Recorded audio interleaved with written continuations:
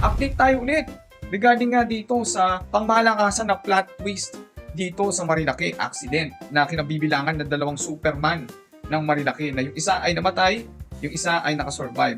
At ito nga ang isang nakasurvive na si Rex Ahmad na tinaguri ang dilaw na kamote. Sa kamote tayo nabuhay!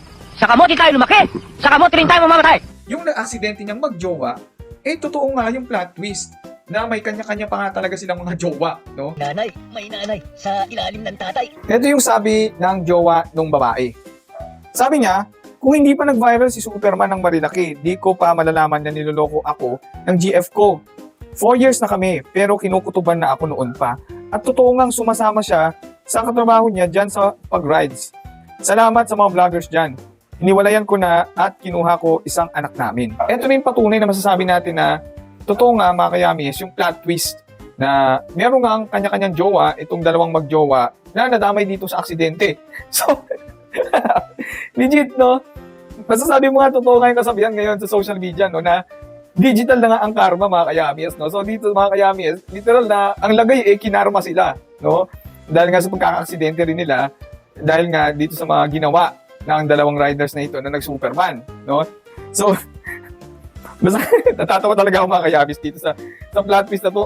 Ay, grabe talaga. Diyos ko. Basahin muna natin yung mga comments mga kayamis. Sabi ng isa, si Pete Malu, sabi niya, yari, kaya kayo ingat sa mga vloggers dyan. Ito sabi nitong isa, no, yung pangalan niya is Justice. Sabi niya, kasalanan to ng dalawang kamote eh. Ayan, nabuking tuloy si GF with ka-work magkasama. Kasi itong isa, sabi nitong Kirby Adolfo, ito pabiro lang siguro to, no? Tapos sinabi sa'yo, ala kang karapatan dahil di mo anak yan. Sabi ni Ney naman, sigurado kayang sa kanya anak yung kinuha niya. Oh. Grabe yung iba mga comment dito, no? Yung iba mga nakakatawa talaga, yung iba mga yung medyo offensive na, no? Pero, well, hindi mo rin masisisi yung mga tao sa social media kasi nga, kumabit eh. Digital na nga talagang tunay ang karma. At moral lesson dito mga kayamis, no?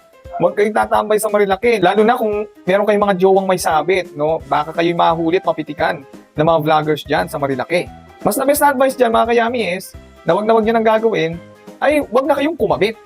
Kasi pag kumabit kayo, baka makarma kayo. Gaya nga nang nangyari dito sa dalawang magjowa na meron palang kanya-kanya mga jowa na ngayon ay hiniwalayan na nga nung lalaki yung jowa niyang babae na nanloko, no? Actually, right now, hindi pa ako ganun kumbinsido, no? Unless magsalita yung na-aksidente na magjowa, na mayroong mga kanya-kanyang jowa, dito rin sa social media, or kung saan man na makapagsalita sila para sa kanilang panig, para patutuhanan or hindi patutuhanan.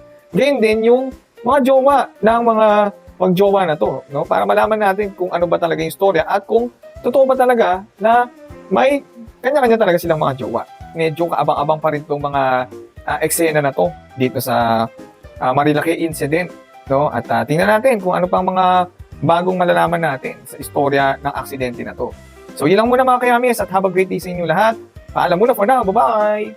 May nakita ko nakakatawang comment, no? Talagang lapit itong comment na to. Basahin ko. Sabi dito, 2 beses na na-fall yung GF mo, pre. Una sa katrabaho niya, yung pangalawa sa bangin. Ay, grabe talaga itong plot twist na to. Ay, grabe. Huwag na kayo magkakabit. Huwag na kayo magjojowa na may sabit, okay? Sige, bye-bye.